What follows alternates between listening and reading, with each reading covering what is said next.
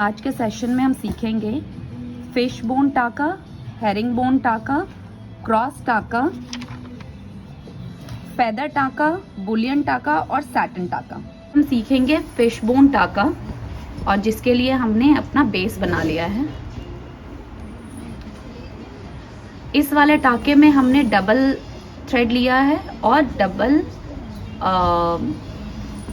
अभी हमने इसमें 3 तार का डबल धागा लिया है और अब हम अपना टाका स्टार्ट कर चुके हैं।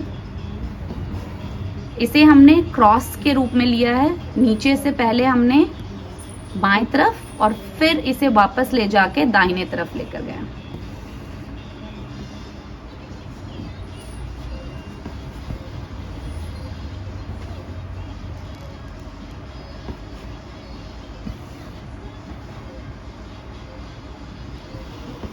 इस टाके की जो एंडिंग है उसे आपको पत्ती के किनारे पे ख़त्म करना है, लेकिन दोबारा जो धागा उठाना है उसे बीच में जो हमने बीच का ये कॉर्नर है, यस, रेफरेंस पे जिस पे अभी पेंसिल मार्क चल रहा है उसके ऊपर से ही उठाना है।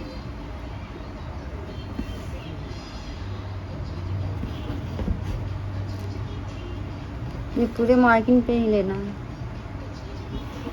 इस टाके को हम बोलते हैं फिश बोन। इसमें आप बराबर भी ले सकते हैं, गैपिंग को बढ़ते क्रम में भी कर सकते हैं। ये आपके डिज़ाइन के ऊपर डिपेंड करता है।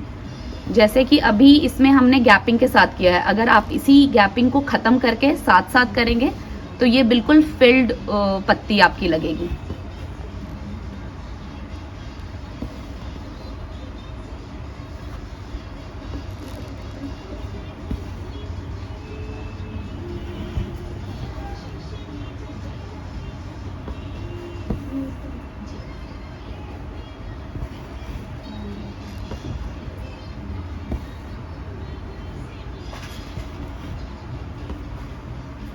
और आपका फिश बोन टाका कंप्लीट हो गया है।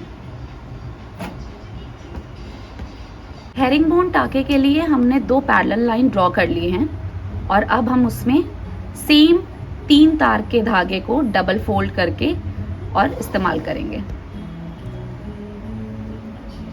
यह टाका आपका स्लैंट में जाएगा, डायगोनल,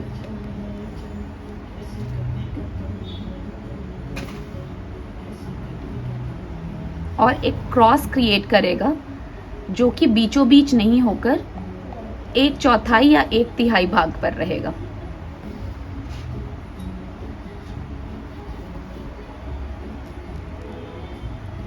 और इसी तरीके से हम इसको पूरा कंप्लीट करेंगे। इस टाके का इस्तेमाल आप अपने रुमाल या फिर टेबल क्लॉथ या किसी भी गारमेंट के किनारे पे कर सकते हैं, जैसे स्लीव की मोहरी हो गई या फिर आपके कुर्ते का दामन हो गया। इन सब एरियाज़ पे भी आप इस टाके को इस्तेमाल कर सकते हैं। इसमें अगर आप धागे की मिक्सिंग करना चाहते हैं तो आप डबल मिक्स धागा ले सकते हैं और इससे इसमें मिक्स कलर का लुक आएगा।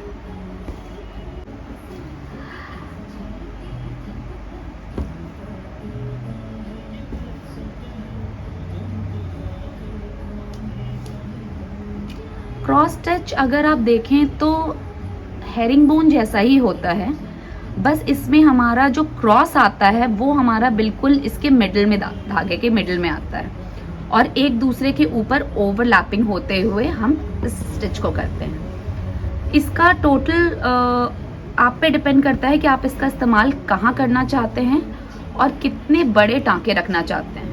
ज़्यादातर मैटी फैब्रिक में जो हमारे मैट का चेक होता है उसके इर्द गिर्द ही हम इसका इस्तेमाल करते हैं और वो एक बहुत ही छोटा डिफाइंड 1 mm का क्रॉस क्रिएट करता है, जबकि अभी जो हम ये कर रहे हैं ये आपका लगभग 1 सेंटीमीटर से ज़्यादा का क्रॉस है और इसको हम पूरा एक दूसरे के ऊपर ओवरलैप करते हुए इसे कंप्लीट करेंगे।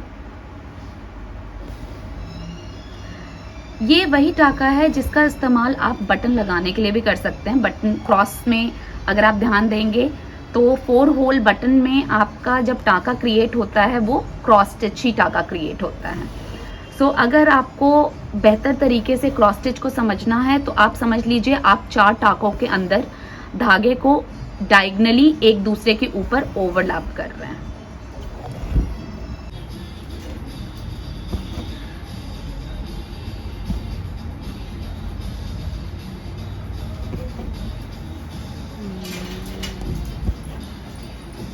इस टाँके को अगर आप देखें तो ये बहुत हद तक चावल टाँके जैसा ही उठ रहा है, लेकिन जो इसका मार्जिन है उसे हम लूज रखते हैं और अपने नीडल को जहाँ पे हमें चाहिए उस नीडल को वहाँ निकाल के और फंदे को उसमें फंसा देते हैं।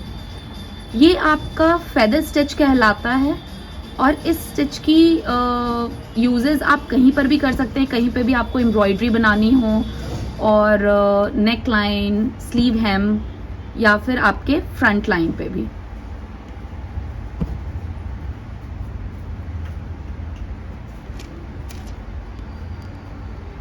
अगर आप नोटिस करेंगे तो इसको आप 3 लाइन ड्रॉ करके, जैसे कि हम आपको नेक्स्ट स्टेप में बता रहे हैं, आप इसको शुरुआती दौर पे कर सकते हैं और जब आपका प्रैक्टिस अच्छे से हो जाएगा तब आप बिना किसी रेफरेंस लाइन के इस टाँके को कर सकते हैं।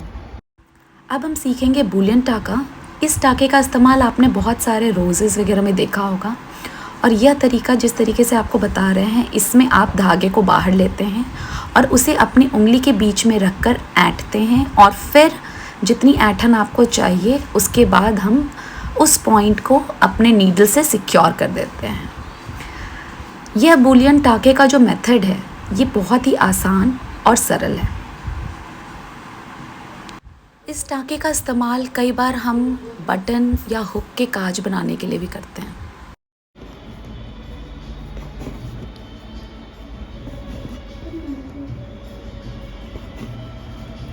सैटिन स्टिच को करने के 2 तरीके हैं। एक अभी जो तरीका आपको बताया जा रहा है, इसमें आप जहां नीडल को इंसर्ट करते हैं उसी के बगल से आप उसे उठाते हैं और इस तरीके से आपका जो नीचे की भराई अगर आप देखेंगे तो वो बिल्कुल साफ होती है और पीछे में आपको सिर्फ चावल टाँके जैसे स्टिचेस दिखेंगे।